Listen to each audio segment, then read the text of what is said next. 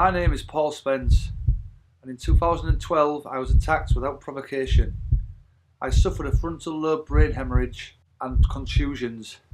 That injury blew my life to pieces. I was told I had a 2 to 3 year recovery, and at the end I wouldn't be the same.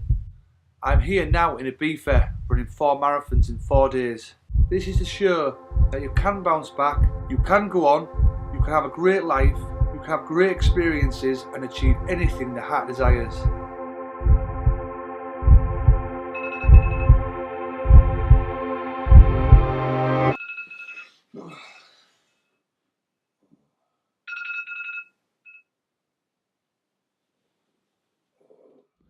So this is pretty much every day for me, up at 5:30 and heading to the gym. Just around the corner, go meet my friend Chris. I've been working out with right throughout my recovery. Health and fitness has been instrumental in my recovery. I couldn't do as much as what I do now in early recovery because of fatigue levels, and I didn't have the stamina, or the fitness. But I've built it up over time and enjoyed my different levels of fitness right throughout the recovery. I went from 3 squats, 3 press-ups and 3 sit-ups, and just built from there slowly, and built and enjoyed every moment of it. And it gave me positivity, and it was proactive, in a very negative recovery. So for me, I believe health and fitness has saved my life. I really do. Here we are in the gym, and this is my training partner Chris. I've been working out with Chris right throughout my recovery. I first started training with Paul when he was training with his brother. You could see he was quite slow to pick up things, quite slow to pick up in the conversation, quite slow to pick up on the training, but the determination's never changed. Okay, so this is Tom Cowan. When I was obviously in very early recovery, about 7 months in, I didn't have a real clue. I knew I wanted to go to the gym, and I knew I needed to do something to keep myself out of depression, really. And build myself up. I was mentally struggling, but I was physically able, so I wanted to use it as my strength. But when I came to the gym, I didn't really have a clue. I found myself just wandering around, trying to put routines together. I didn't have that thought to do it, so I knew I needed guidance. Yeah, I think with Paul was building foundations with Paul. Paul hadn't really exercised previous to that anyway, so his confidence was low. Obviously, with an injury and to that extent, Paul was baby steps more than anything first. So we started to put some small routines together. Just did a few bodyweight exercises to start off with, and then just gradually went into larger compound exercises as Paul's confidence grown. I think the main thing was starting to make Paul believe he could do something again. And obviously, as you can see now, his recovery has been completely inspiring. So it just gives a lot of hope for a lot of people out there who obviously have brain injuries, and obviously with Paul and his charity, P.A.U.L, it's kind of set other people on the path a little bit more as well. So that was my training session. But believe it or not, in early recovery, sort of 3 years ago, I was just reduced to the house. I couldn't leave the house alone for the first 4 months of my recovery. I sort of lost, vacant, confused. I had vision trouble, I had tinnitus, and I couldn't look up properly. So I went dizzy with labyrinthitis. I couldn't speak properly. I was really reduced to sort of all my main senses was not working properly because of the brain damage. So I was vulnerable and very weak. What I used to do a lot was I just used to pace up and down in here in my kitchen. Just sort of pacing up and down. I used to rub my hands together a lot like that. This motion constantly, really. And then what I would do is I'd stop and I'd stare at the wall. I didn't even know I was doing it, but I would stare at, say, a wall for minutes at a time, up to 5 minutes. And then I'd just sort of carry on again like this.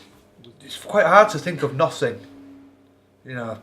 but that's generally what I did constantly. And then one day, after about 4 months, I sort of come round, and I actually came round, and I was staring at the door, and I thought that was strange. So I've not even realised that I was doing it. You know, and I still continued to do it after that, but I was more aware of it a little bit. You know, as time went on, I was getting more aware of what I was doing and what I was reduced to. It's been horrific, as you can imagine. I mean, as a parent, we didn't know what to expect. We didn't know how damaged he was when we first got the phone call that he was in some kind of incident that Easter. And it wasn't till the early hours of the morning when we did find out they'd actually had a bleed on the brain. So, as a parent, the feeling through your body is just, it's horrific. You don't want to feel that too many times, I can tell you. And then, when we went there and he was wired up, and you just sort of looked at him in disbelief that it was your son laid there. And it was absolutely devastating. The first thing I thought was, not Paul, because he's just so nice, why him? But we just didn't realise how bad it actually was. We just thought, he's been in a fight, but he'll be fine. It was just absolutely horrendous. I just felt angry, really, and I knew that he wouldn't have been the cause of any of the trouble because he's just such a nice person, always there helping people, and it was just awful. So, you know, just looking back through newspaper articles right throughout my recovery, the first one being the P.A.U.L, which was looking for the guy that obviously did this to me, and the unprovoked assault. That was the whole Daily Mail covering it there. You know, at that time I was just lost. I mean, I was out with friends, you know, and obviously, like it says, I was unprovoked attacked for nothing, you know, and that punch had devastating implications on my life, and it would change my life forever. You know, part of my identity was lost that day. Part of me, the man that I was, had died that day. You know, and then I was left with trying to rebuild my life with a damaged brain. I lost my job, couldn't work obviously, driving licence, lost my memories, I lost connections with people, I lost my way and lost my mind, you know, on such a deep level, you know, literally my life was blown to pieces. The brain that I had been brought up with for 32 years, a jigsaw puzzle of all different bits, you know, ambitions, likes, lows, this, that and the other, was taken to pieces.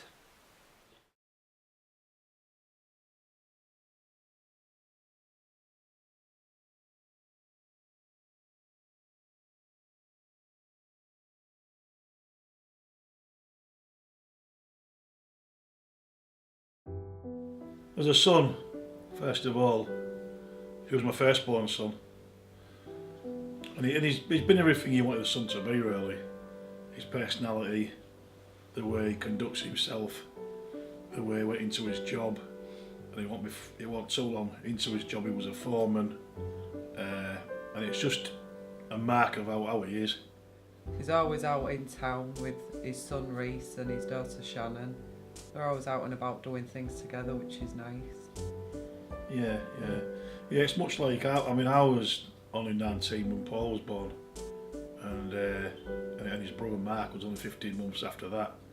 So it's pretty much a similar thing with us. We've always gone out together and drank together.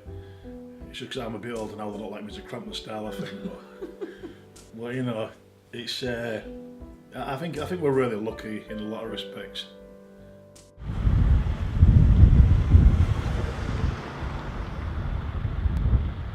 So here we are at Old Royal Infirmary. This is the press officer, Joe Bennett, who I've met and obviously got to know over my recovery. This is a poster of the site that I did, what Joe designed and put up to promote my Facebook site, which is a recovery journey. You know, showing people that things can and do get better over time, not to give up, which obviously it says there. That was amazing for me, and to be supported and backed by the NHS, by Joe, was phenomenal, part of my recovery. These two gents looked after me, amazing, part of the amazing team on Ward 440. the trauma to his brain that I did sustain was life-threatening. And to see Paul like this, you know, it's unbelievable for him to see his, you know, make his full recovery. And the injury that I did sustain, I say, was life-threatening.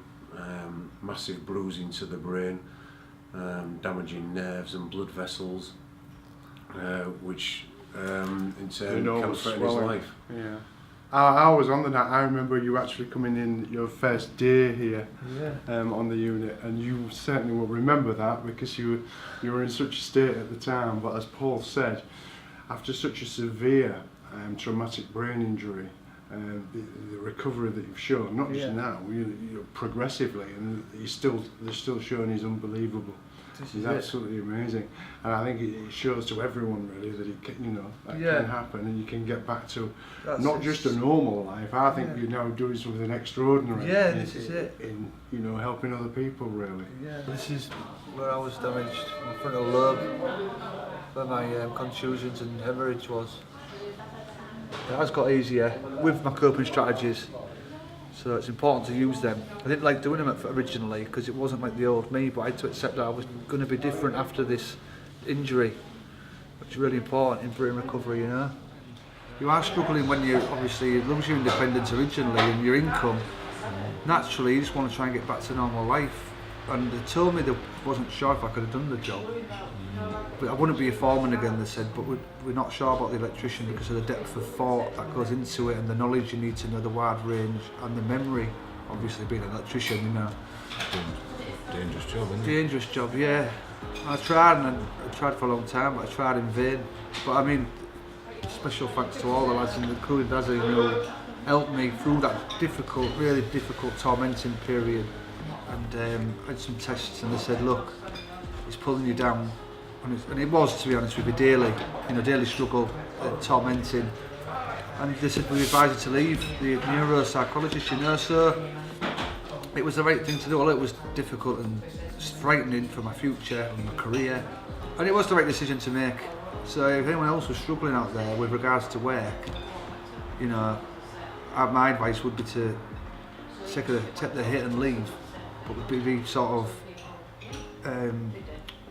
to give yourself them. If you've got limited mind space, to give yourself, you know, that freedom to enjoy your life rather than bogged down at work. It's been really difficult. It's been difficult in the sense that Paul has changed so much. At the beginning, we weren't aware of, you know, the injury and what it would entail for him. And over the past 3 years, we've realised how much Paul has changed. He's completely different from what he was before to what he is now. In a sense that, whereas before he wasn't interested in fitness and things like that, he liked to go out for a drink, whereas he don't like to drink anymore. So he has completely changed. You see lots of different things in Paul. It's like having two different people, really. He was a great character, liked a good laugh, really fun to be around. And not that it's not fun to be around now, but he's very focused on what he's doing. You know, wants to help people. It's just very different. It's just a very different person. You know, I was thinking the other day to myself, I was running along, training for the Ibiza, and I was thinking about, you know, I wonder if what the old Paul would make of the new Paul. It's something I've not even thought of up to now, you know, and because I sort of know who I was, you know, I've got my memories, I've struggled to see them, to be honest with you, and I'm just not as in tune with the man that I was. Obviously a lot of characteristics are the same, but I'm not the same. And I wonder what the old Paul would make of the new Paul. And I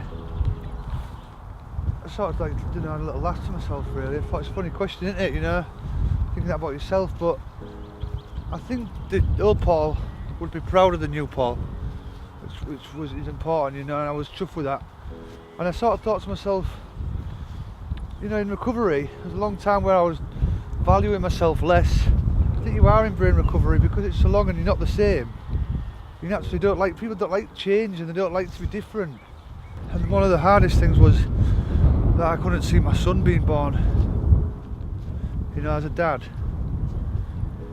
It's bad enough having any sort of memories taken away, but you know, something like that, something no one should have taken away from them. I went to hospital and they said to me at the time, we're not sure if you'll ever see that memory again. And also, there's one about my brother. I said I can't see my, you know, see my childhood with my brother and stuff and my friends, and they said we're not sure if you'll ever get them memories either. That was it was horrible. Yeah, I mean, heartbreaking. Got like a flash of something as time went on, and then, you know, I got a bit more of a flash, and you know, sort of started seeing things. And as I was getting out a bit more, obviously in early recovery I was stuck at home alone, you know, so I started getting out, seeing people. I was a bit frightened of people at first because I couldn't remember them properly, but as you know, it built it up, and it was hard at first, but then you sort of like start thinking, oh, I don't know him, and then, you know, it just got better and better. I started more images, looking at more photos, talking to my friends and family about things, and then thankfully, obviously, I did see the memory of my boy, you know, being born, which was a really amazing moment for myself in recovery. And it didn't last long, obviously, the image, and sort of just get distorted, it'd go, but I got it, you know. And as a dad, and going through recovery, that positive progress was priceless. It really was.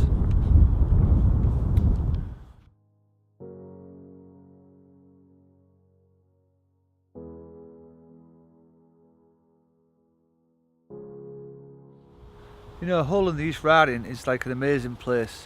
It really is an amazing city. It's quite strange because in early recovery, I didn't really have a clue as to what Hull was really, even who I was. You know, I'd lost that connection for memory and lack of understanding, insight, just blasé to life in general. I didn't know what my future held. It was dark, you know, just black. And the present was just a struggle. So I was in limbo, just left in limbo to wait, and having a waiting game really, and that's tough. It's a tough place to be. Limbo's not nice. And I did, you know, about going out into the city again after about 5 months. I managed to get a bus into town on my own, which was amazing, and sort of have a wander around. It was frightening, to be honest, at first. Even as a 32-year-old guy that had done plenty of circuits in town, and, you know, just took it for granted. But for me, with my injury, it wasn't. And I wandered around, and I went to like the museum, and, you know, I visited, you know, just Princess Quay and St Stephen's, and just rediscovering life, really, I suppose. And, you know, and all the while rediscovering myself. And then I came for my walks in the East Riding, you know, up here. Spent a lot of time here just relaxing, and it was peaceful, you know. I found a lot of comfort here, and a lot of sort of free time just to relax and think. Obviously it's so quiet, and I love nature anyhow, you know, it's beautiful, so it's just easy, and that was what I needed. I just needed ease. I didn't need stress, I didn't need pressure. It's easy on the eye, and it's quiet, which really matters, and you really feel that when you're in recovery. It's what your brain needs. It doesn't need too much hustle and bustle. And I still find peace here now, you know, when I am struggling with things sometimes, as I probably always will. It's my haven. I like the gym, I suppose. But the gym and the countryside are the two places where I find strength and find peace. My relationship with Paul is now that we're friends. We split amicably, and, you know, I think we both had to do it because I think neither of us were very happy. So in order to make us both happy, we decided to split up, but we've still remained friends since then. We've gone on holiday with each other since, and you know, we do get on really well. So See. I would like to say to Paul that I'm really proud of you. Keep going. You're an amazing person, and I'll always love you.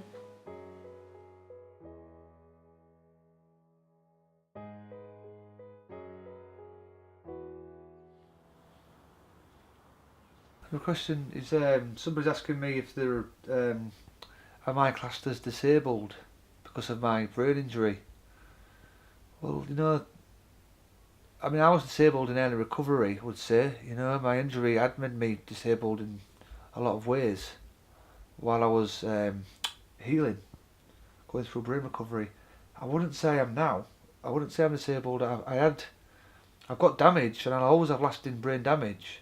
But I've found coping strategies, and I've adapted to get round it, so it's not stopping me. So I suppose the question to somebody else would be is, do you class yourself as disabled, and what part of recovery are you at? What are your weaknesses, and can you get round them? And sure, you will have weaknesses because of brain injury, but it doesn't have to stop you from achieving. You know, you might be limited in certain areas, obviously, naturally, because your abilities will have changed. But find the coping strategies and techniques and employ them, you know, techniques to get around and get through things. That's the important thing. Don't just stop because you can't do them as easily as you once did. There is always ways around things and coping strategies to employ. So I'm just going to fire that back at him, and hopefully that will help.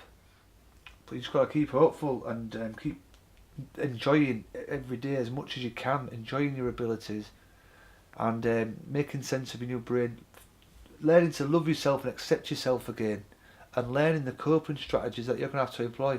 Everybody has coping strategies that they employ naturally, you know, sound of mind, just to get through life. Everyone needs them.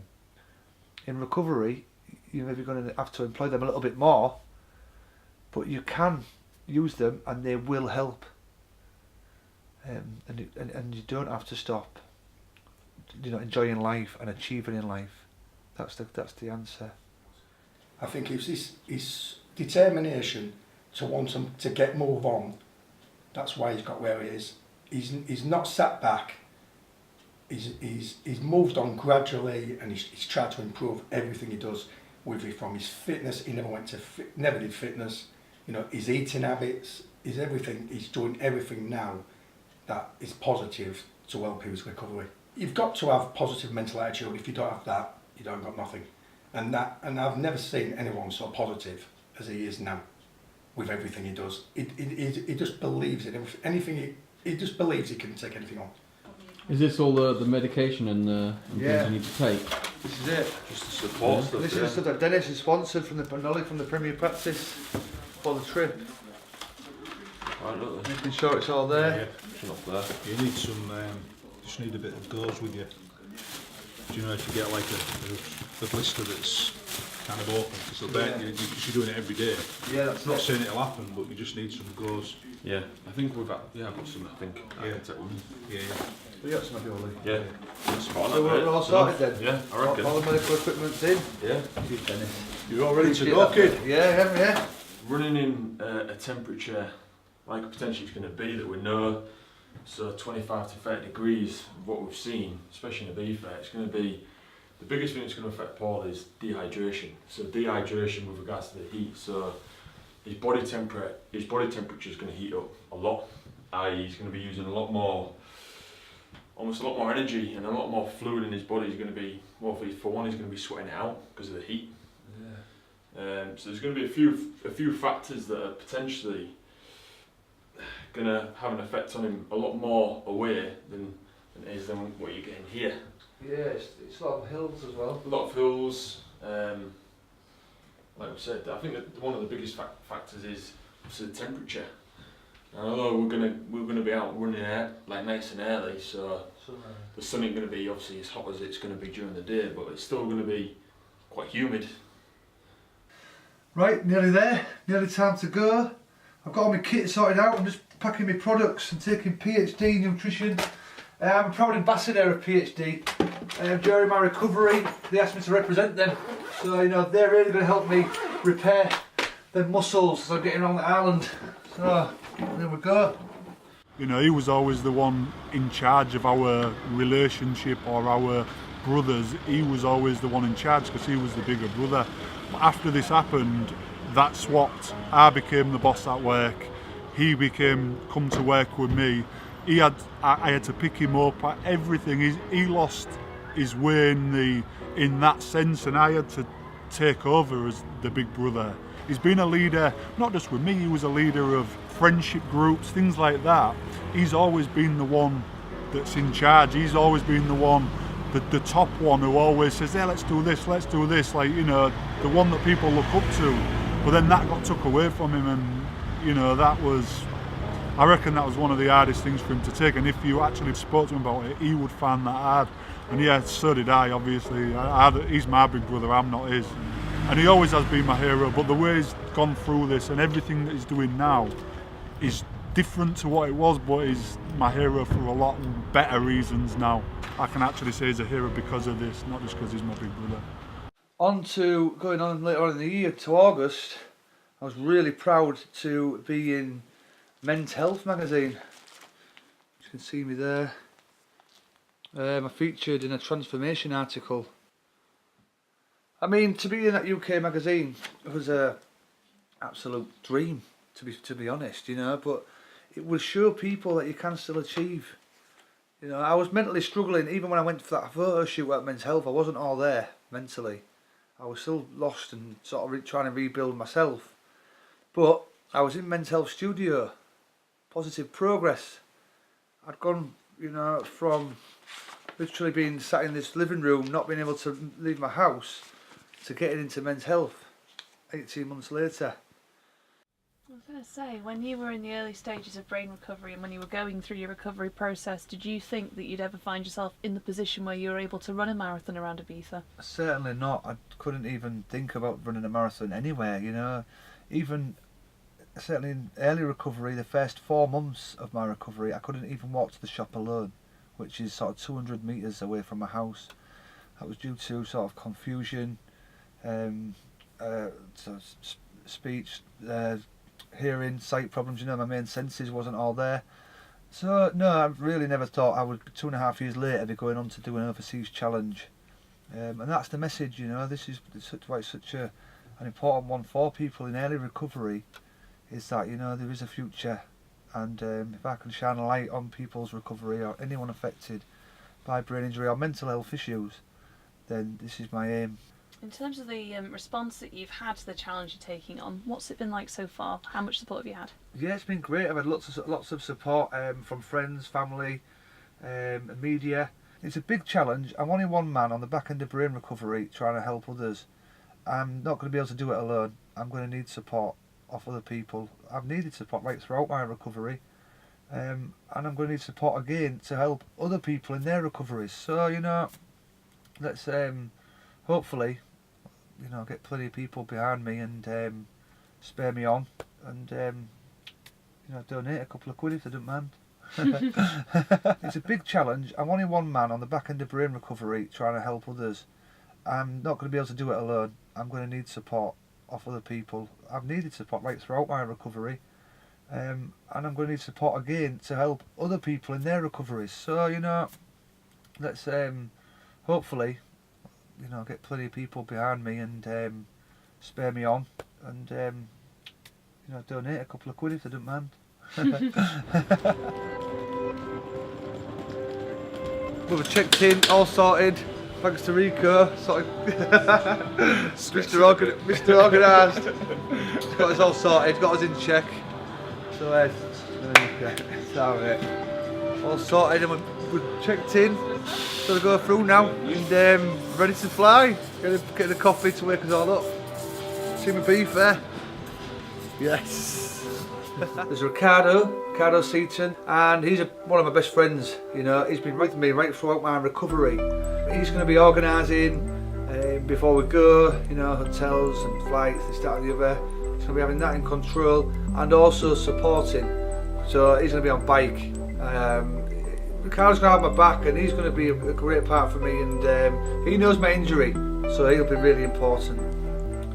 Then we've got Ollie, and he's going to be coming along. He's a great guy, very clever kid, and he's going to be, obviously, I'm going to need that treatment and guidance through injury, you know, and massages and things. And then last but not least, we have Tony, who is sponsoring from Alporto.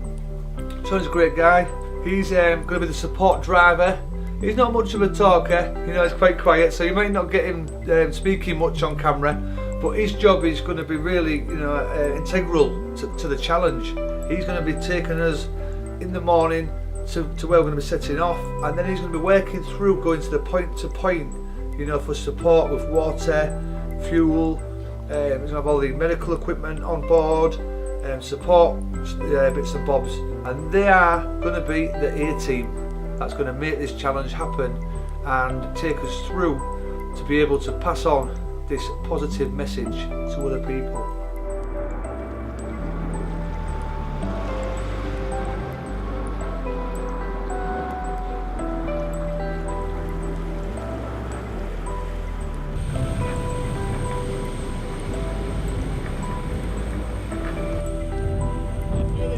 Feeling good, mate? Yeah.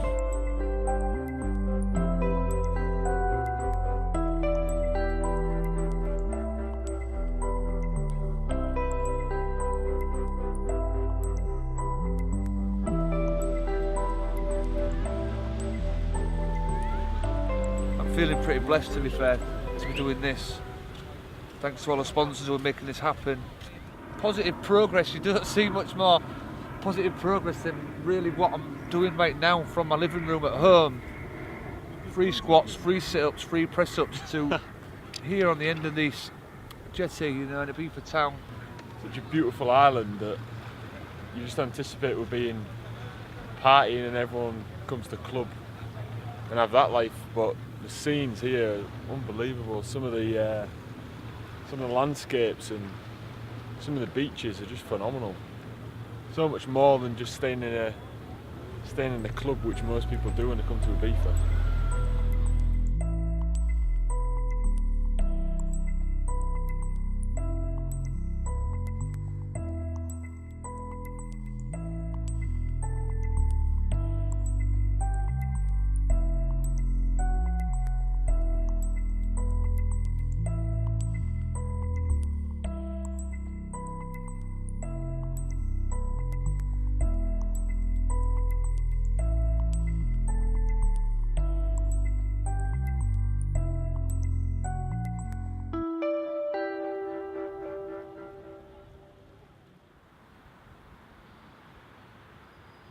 This one is the biggest challenge of my life, really. It is. Apart from brain recovery. But after going through brain recovery, I'll take anything on, because nothing's going to be as hard as that challenge. So, you know, that's given me the confidence. Once I've been through that and I'm sort of got to a place now where I can continue with life, you know, and rebuild my life, I'm willing and I'm ready to take these challenges on to help other people that are going through that dark time, that hard time, you know. So this is what the challenge is all about, is helping others, you know, helping others get through. And not only the patient, but their families and their friends, give everyone, give everyone sort of hope and inspiration that things can and will get better.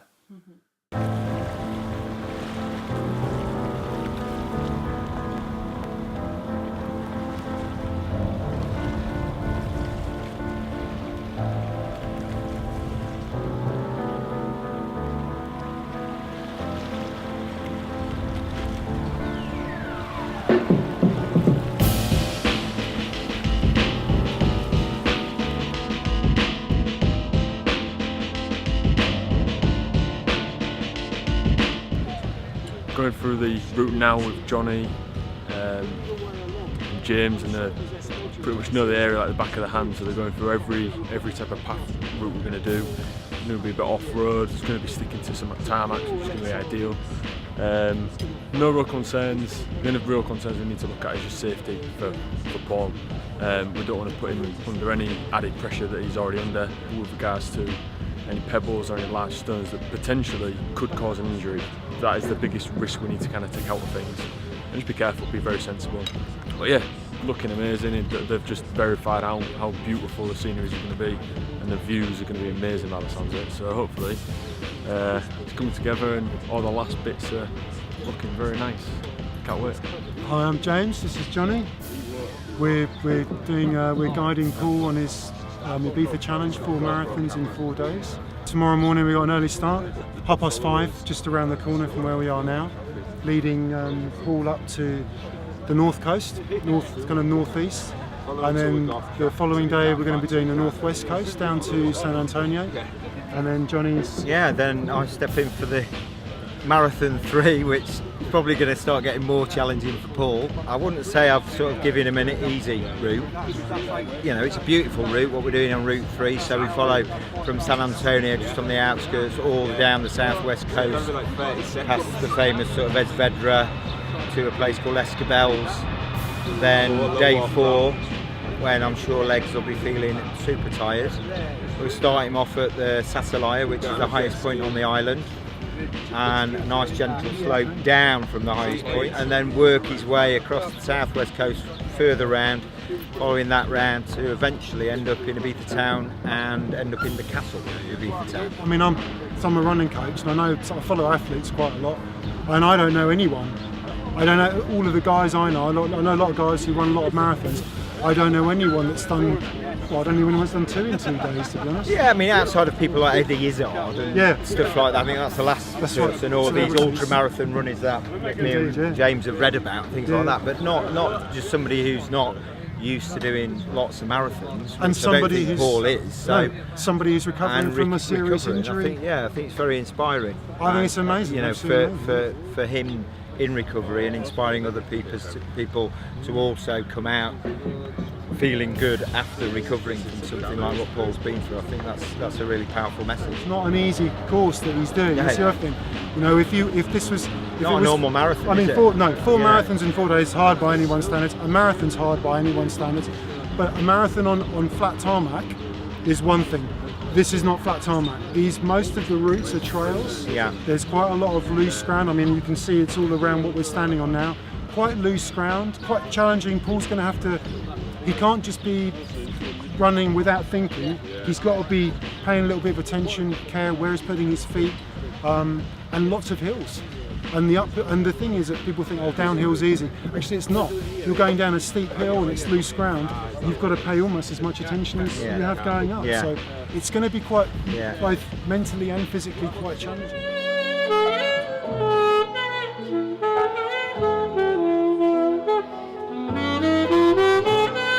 Someday I wish upon a star and wake up where the clouds. Ready for tomorrow, all fueled up. I'm just about to hit the sack and show the team around now as well. I think we're all ready for it, lads. Ready. I think we're all prepped and ready to go. All good to go. We're all a bit nervous for the challenge, but you know, we're going to all stick together, support each other. We know what's ahead, we know it's going to be tough, but we're going to get round, you know, and I've got every faith in these guys. You know, everyone's going to pull out the bag, and let's get going. Can't wait.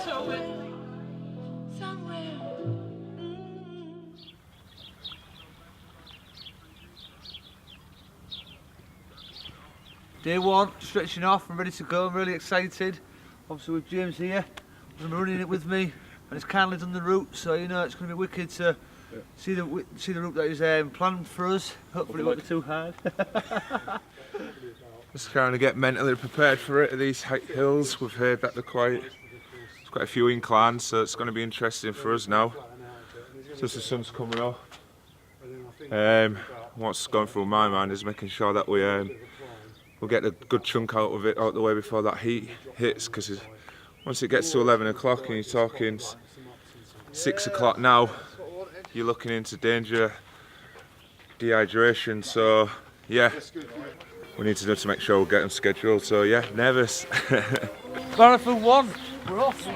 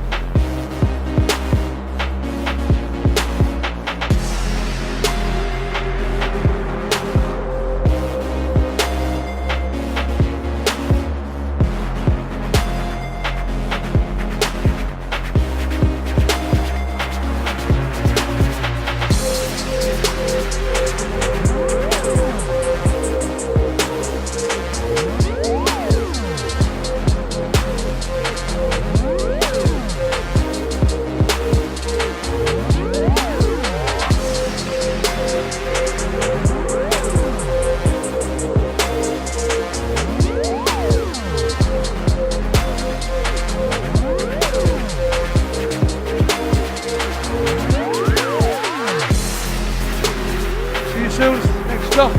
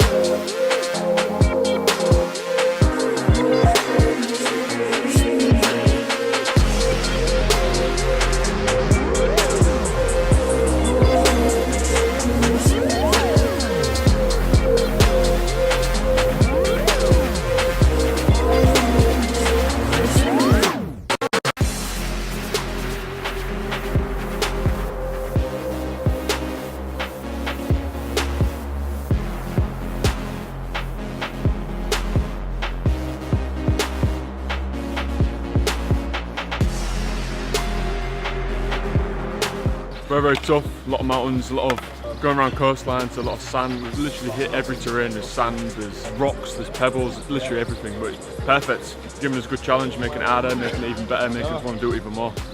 I was really worried about this challenge at first, and everyone was like saying, "Oh, you're worried about it," and I was like, "Yeah, okay," but to be honest, it is exactly what I thought. It's absolutely pain out there. So it's up, down, rocky, edge of cliffs, inland, outlands. So we just need to keep moving. We've got another hour and a half before it hits its peak of heat, so we've got 11 miles to go. Nearly 19 miles.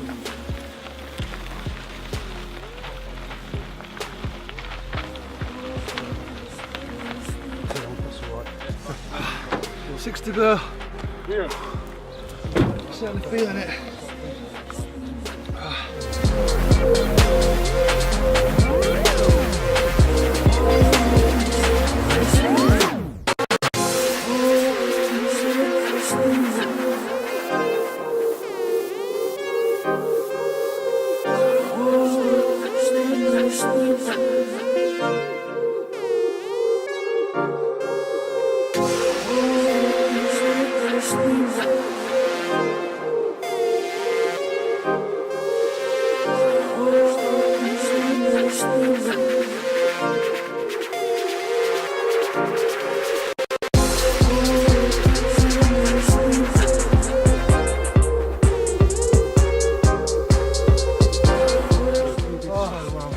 Marathon 1 done. Oh, that was tough. Oh mate, that was so hard. That was so tough. That was one of the biggest challenges I've ever done in my life. That was so tough, I'm not even joking. Honestly. The route was like phenomenal, but too hard. the terrain was just... It was too hard. Like... At this level, I think at this stage it was too hard, to be honest. Literally just finished. We're not wasting any time, we need to go straight to the seafront, get in the water. We need to get some recovery. We need to get him as prepped as much as we can, all of us, just so we can best recovery for tomorrow. Oh, jeez, unbelievable, unbelievable off James with the route that we did. I mean, it was phenomenal, amazing views, you know, breathtaking to be honest, but really tough, you know, really tough impact, really testing. amazing. The lads have done amazing. And all the team, you know, it's a team effort. This. I knew we needed support, and we all pulled together, and we've all made it through. And we helped each other along the way. Obviously, encouragement. Oh, marathon 1 done. I was going to get in the sea to have a warm down with Ollie, and hopefully sort these aches and pains out ready for tomorrow. Marathon 2, obviously. This minute in time, I'm a bit worried about it, to be honest, but now I'll be all right. We'll go have a cool down, have a stretch, have some food, obviously refuel, and I'm sure we're going to be fine. It's lovely here. I mean, look at that. You know, so all good, all good. The team's pulled it out of the bag.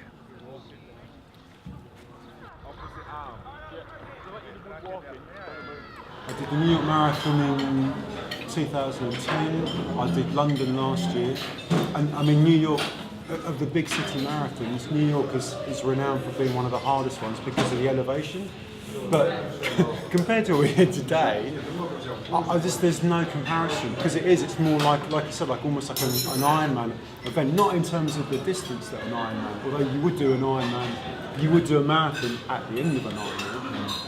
But it's more the terrain, the incline and the heat. All marathons are hard, no marathon's easy. And I have greatest respect for anyone that's a marathon, but that was especially hard for anyone, I think. I've battled through recovery, and I've battled to be here now. And the breathtaking views that I've embraced today and seen are all just only through pushing my boundaries all the time and never giving up. And being strong, a strong spirit, and being determined, you know, and that's what you've got to do. And don't despair. You know, it's easy for me to say that. I did despair, not don't despair, but don't get sunk by your despair. You know, just work through it in a positive manner. Whatever you need to do, get your support. That's the main one. Get support, talk, communication, and you can go on. You know, you can get out of that hole.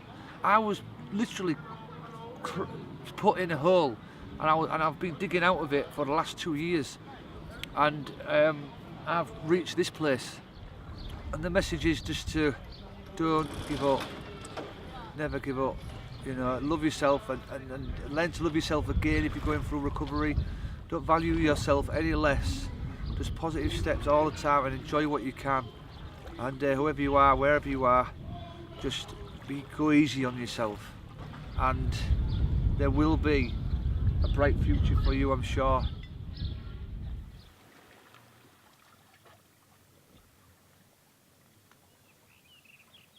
Here we go, day 2. We're just at Calaraca. And we're setting off. We're going to be going to San Antonio Bay. So, you know, we're feeling it a bit today. We're a bit fatigued, tired, and, you know, after Marathon 1, but we're ready for it, aren't we, mate? Yeah, we are. We're strapped up, recovered, and ready for day 2. I'm going to enjoy it again and go for it. It's going to be tough, but it's not impossible, and that's what we're going to show. We'll support each other and get through it.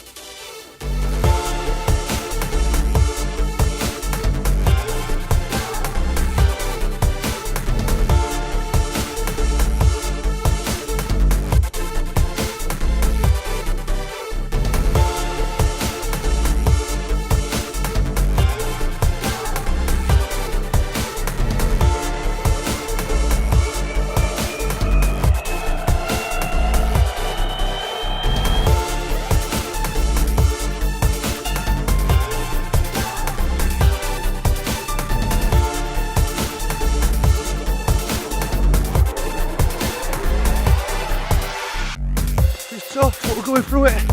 Legs are feeling okay. Big hill,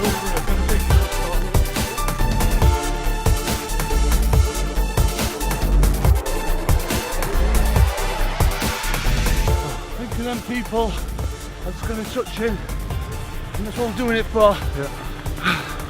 You can get there, guys. Nothing's impossible. Just keep going the best you can, ticking over. You can achieve. What a man believes, the body achieves. One step at a time, eh? That's it. That's how you get up a mountain, one step at a time. Small steps. Small steps.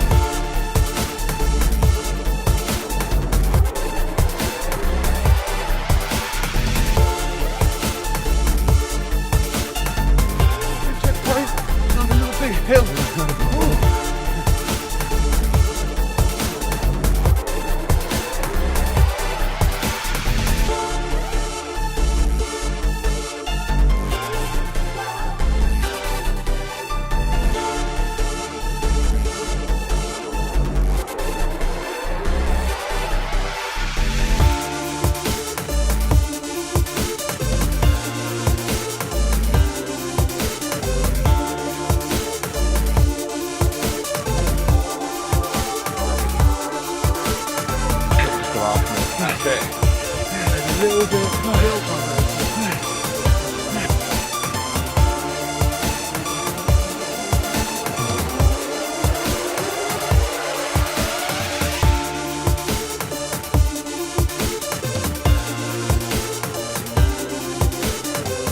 Right, so we seem to be about mile 16 to 17, hitting some, it's getting to the point now where some of these incline and these hills are unbelievable. The strain it's going to be putting on all the posterior parts, especially his calves and his hamstrings and his lower back, is phenomenal. So this is the reason why we just stopped off at a checkpoint, done a bit of stretching, keep him warmed up. He's had a quick drink. I'm just going to hit again, but some of these hills are unbelievable. I'm thinking about my boy. Yeah, you're doing ace, mate. Thinking about Reese.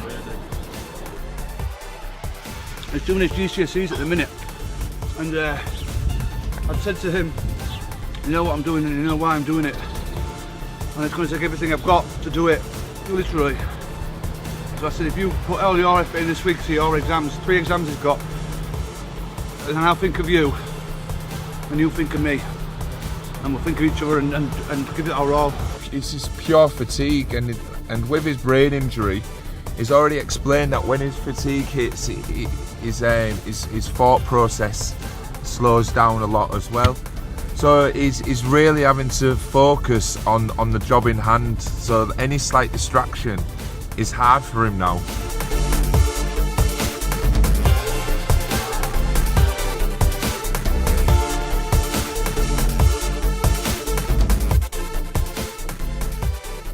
Marathon 2, done. Wow, tough, really, like, pushed my boundaries completely to a whole new level. Thanks to James, you know, talking me around, encouraging me, showing me the route in general, and it was a tough route, but what an experience and what an adventure, you know. I came here to see the island and all its beauty, and that's exactly what James had done for us. Thank you very much, mate. Pleasure. Anytime.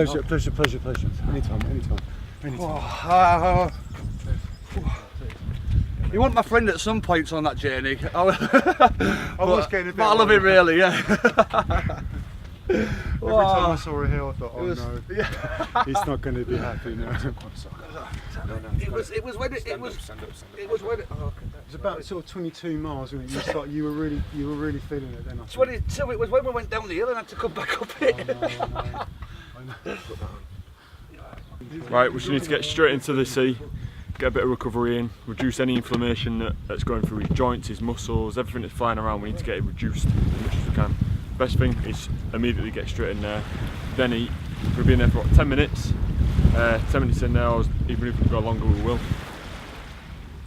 So it was really important for the team, you know, to have some fun, because there was a lot of pressure and stress throughout the challenge, and the responsibility of everyone's roles to play. So, you know, when we wasn't doing the challenge, we had to have a little bit of fun with the lads and bonding with each other. You know, we were just a team of 5 guys, obviously never done anything like this before, so it was a challenge for everybody. I want to say there's a nutritional reason why I want this ice cream, but it's not. This is good for body and brain, because I need this to give me a boost. Yeah, he's right. It's good for the body and the brain. I'm getting you our favourite. Right, so what we're doing here now, we've just met up with Johnny Lee. Johnny Lee's going to be taking the last 2 marathons of this 4 marathon challenge. We're coming into marathon 3 tomorrow. It's pretty impressive when you look at the map that we've already covered by the looks of it and scaled 3/4 of the island already. So it's going to be interesting to see how intense this quarter is going to be, because there must be some really, really hard challenges ahead of Paul. So again, it's going to be very interesting to see, so stay tuned, guys.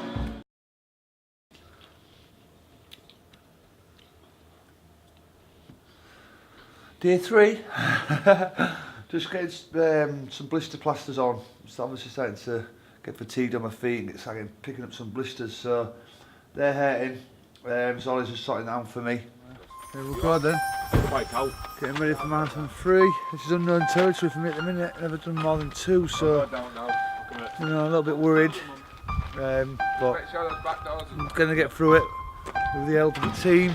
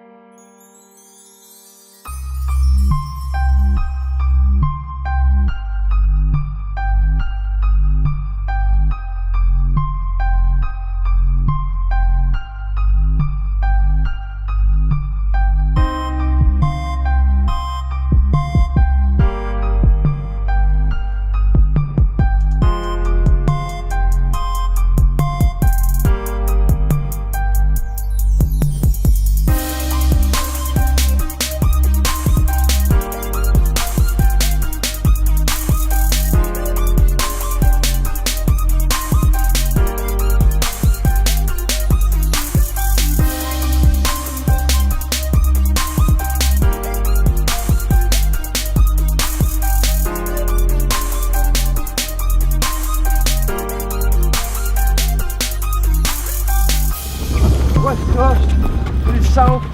It's great, mate. Loving it. Johnny's putting us on a right good route here. Calabasas.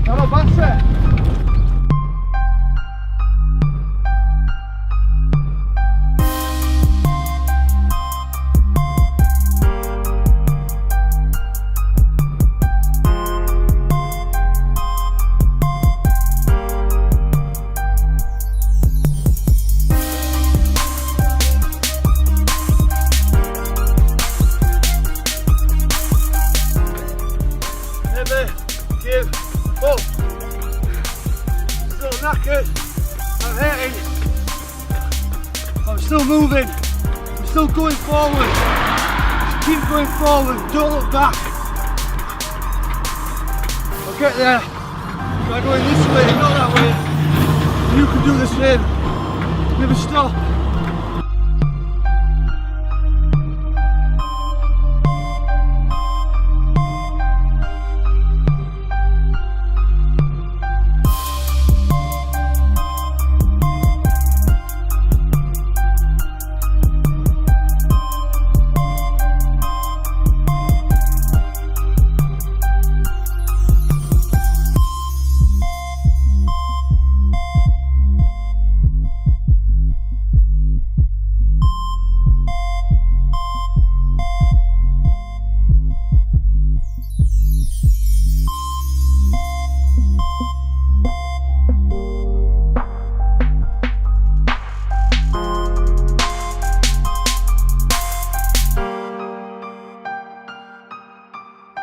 So here we are, we're at Ibiza, Magical Rock.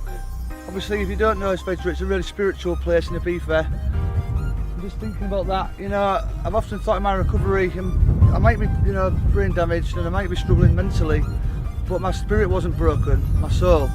And that's where my strength comes from, and that's where all our strength comes from in here. You know, so if you are struggling mentally, don't value yourself any less, you know. You're still strong here in here, and that's what matters.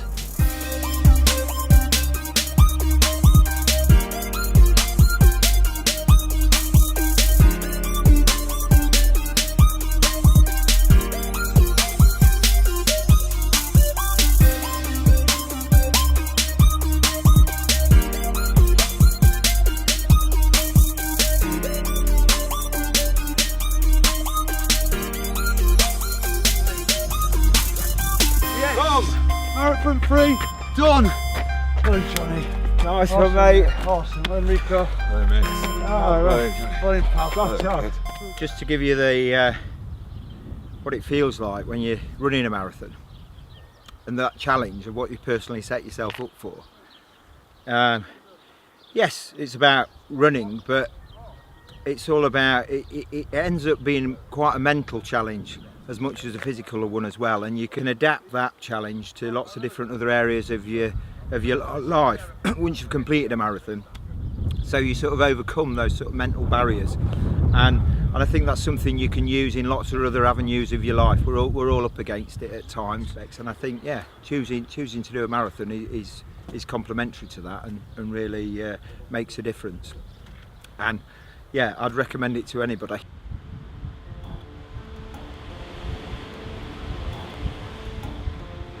So this is a really amazing moment. I'm actually back on the beach. This is Bora Bora Beach in P.A.U.L and Bossa in Ibiza, and it was last year when I actually had the original idea of doing the challenge in Ibiza, and at the time, to be honest, it was only a dream. And what had happened was I'd come along with some friends and they was all drinking, as you do, and obviously I can't get involved in that as much nowadays. You know, I can have a couple of pints, but it sends me a lot slower than what I used to. So I still come along with the lads, you know, and I still enjoy things. And they was all getting drunk in the day, and I thought I'll go for a run down Bora Bora.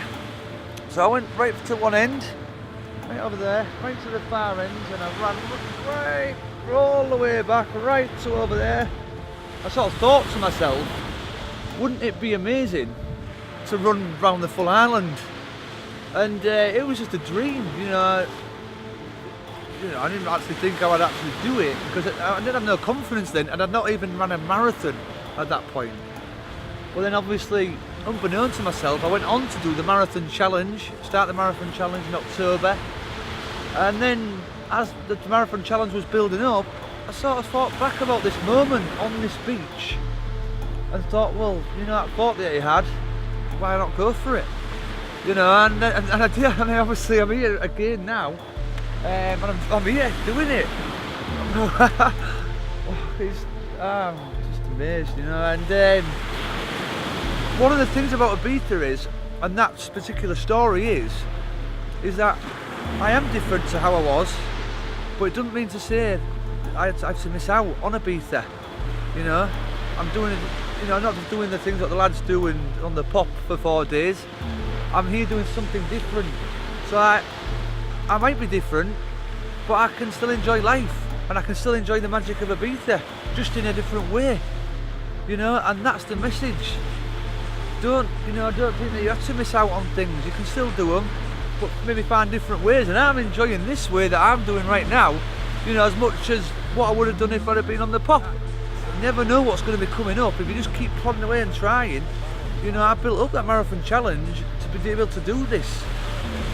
You know, just try your best and enjoy what you have got at the time, and who knows what you'll go on to do.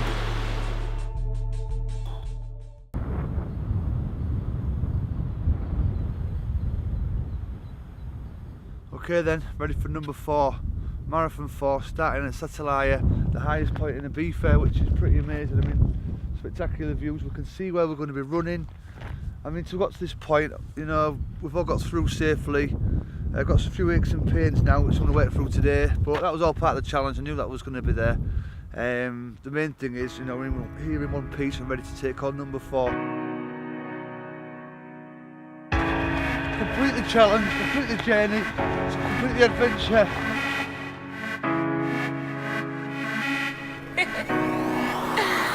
Hey, P.A.U.L.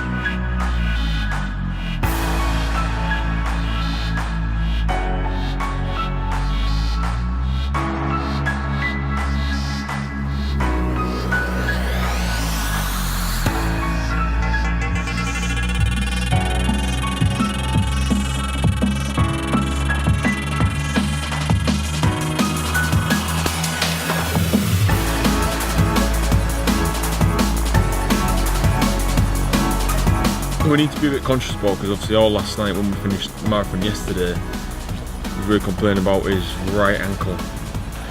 I'm feeling knackered, mate, now. If I focused in on how I was actually feeling, I'm probably just bursting into tears, to be honest. It's tough, mate, now. It's really, really hard. My ankles are killing me. You might see me sometimes when I'm running, I'm sort of touching flowers or feeling like hedges and bits and bobs. I just feel like it gives me energy. And sometimes when I was really flagging, sort of touch the tree, you know, that vibe off nature gives me energy.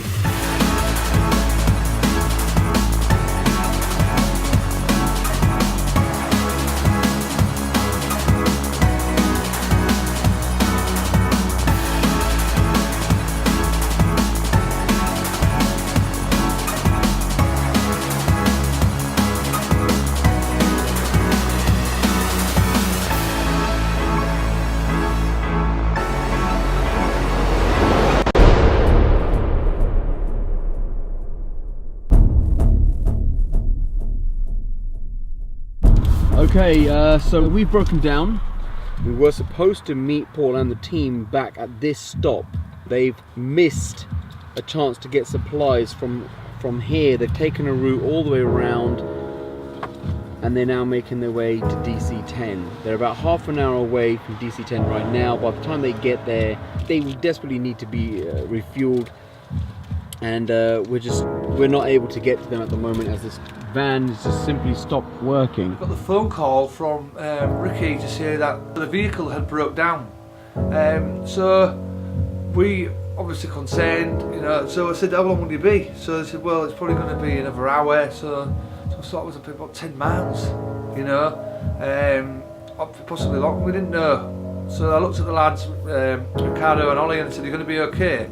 I said, let's just do it, you know, because I couldn't really stop, because when I stopped, literally my legs would just seize up, and as the days had gone on, getting going again after a break of fuel and water was getting harder and harder.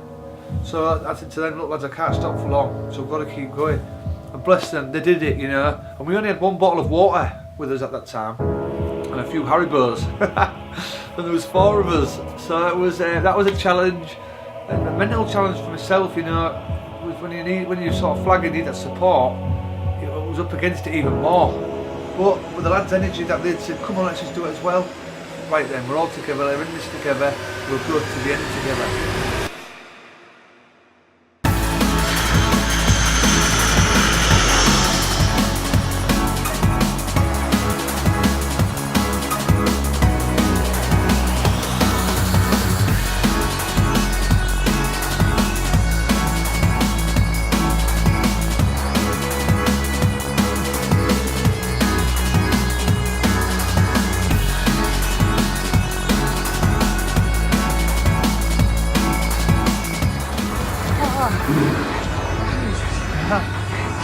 That's it, mate, come on.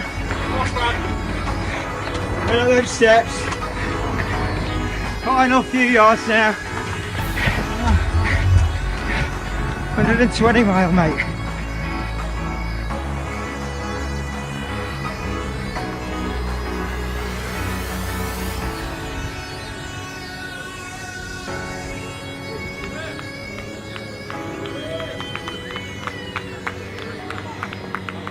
Yes! Yes, Marathon 4 done! Yes! Get in! Thanks to the lads for support, honestly. James and Johnny, Ricardo, obviously, amazing effort. We've all got through it together. And the team, wherever they are, behind us. They're around there somewhere. Honestly, God, we've proved we've done it. It was tough, but we got through it. Passing on that message. You can achieve, you can go on and you can do anything you want to do. Just keep, you know, enjoying it and making the best of what you've got, and keep building up slowly, and things can and do get better. Always believe in yourself. It's great to see Paul achieving that. It's great to see all the team pulling together. Yeah. I'm sure you got that in your first 2 days. I agree. Didn't you? I mean, it's all a lot of hard work, but it's all come together really well. That's the first of many international challenges that they're going to take, and you know, I'm up for the next. Put my name down. We're already talking about the next thing around Formentera. The next craziness. Wherever, you know, it's good. It's good. It's been a good team effort. He's a complete inspiration. It's been a pleasure to be around people that are inspiring us that, and up for doing those challenges. Yep. I was pretty obviously excited after the run, you know, and got the challenge complete. Endorphins were all going off, I suppose, and just achieved it. You know, I knew what I was going to do, and I knew I was going to do it, but obviously enjoyed the success, the moment, if you like, and then all of a sudden they wear off the endorphins, and then boom, you know. And you know, they've done well of the legs and obviously the feet and ankles and knees, especially with the impact and the terrain that we've been doing for the last 4 days. And now I think, you know, I can relax a little bit, and I think I'm going to start feeling them niggles and them injuries, and certainly on this leg here, it's I've got a lot of pain on it. All worth it, you know, every single step of what I did. Loved it, loved every minute of it, you know. It was a challenge and I was tired, and at some points I really had to dig deeper than I've ever dug, if you like. But I went through them challenges, went through them walls, climbed over them and got through it.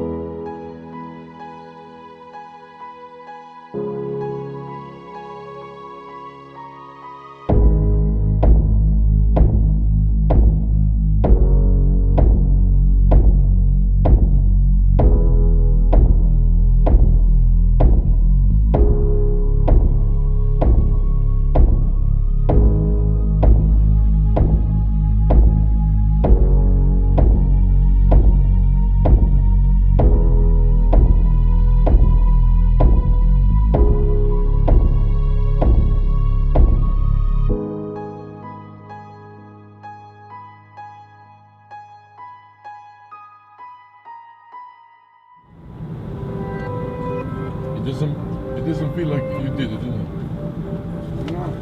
You were like, what the hell? How did we do?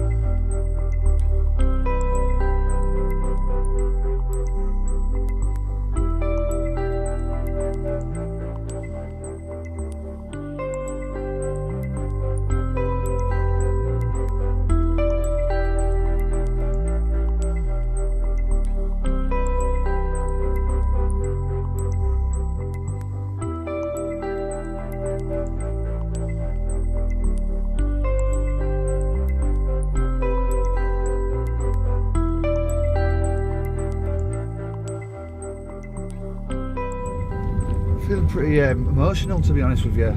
You know, dropped the lads off and been together for 7 days in Ibiza, and you know, really bonded and got us through that challenge. And you don't realise the strength in what, you know we're all helping each other. But when you sort of come back and you've done it and everyone's leaving, it's sort of like you feel the full power of that connection and what we've all done. I feel quite emotional, to be fair. There's going to be some tears once I go home and process it properly and sit on my own and, you know, look at the big picture. And, you know, I know I'm slow at processing anyway, but it's there's some power that I've really not felt just yet, and I know it's coming along and I can't wait for it. But it's going to be emotional, you know, and emotion's something that I really struggle with. It's not, I can be quite blank with my injury, but can feel something going on. So, you know, that's even positive progress for me, you know, with my injury, is that this Ibiza challenge has generated something really like powerful. I can feel it, and the lads leaving us just now is making me feel it even more. Honestly, I love the guys for what they've done for me and the charity, and their hard work, commitment, effort, time, everything. I couldn't ask for any more from them lads. The lads, I really couldn't. What an awesome bunch of lads, a good bunch of guys. Hats off. Really blown away with everything they've done.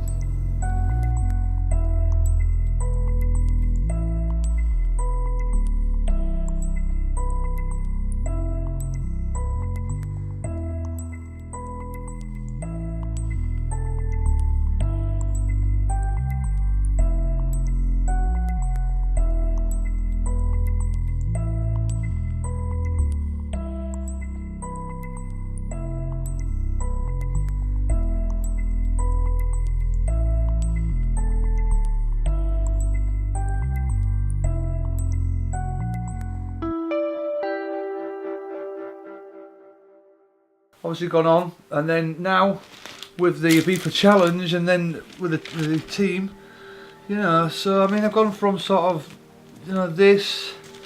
If we look there, you know, if you look at the positive progress, if you sort of go like that, go there, and go here, you know, I mean, brain injury, a brain hemorrhage, almost left for dead, and then a year later, I was brain damaged, but I wasn't going to let it stop me, you know. It was tough and difficult, but I was never going to let that injury stop me from achieving and going forward with positive progress. And then obviously here, we've gone on to Ibiza, 4 marathons, 4 days, to pass on a positive message. You know, I mean, them 3, you know, pieces is just a brief insight into my recovery and what's gone on. That's been over a long time, 3 years. 3 years of some serious highs and lows. You know, it's quite hard to put into words really, just sat here looking at it now. I'm proud of, you know, what I've achieved, given the right support and my determination, and just hoping that what I'm going on to do now can really help others in brain recovery or with any mental health issues. You know, hopefully my story can touch people and give them strength and hope and inspiration.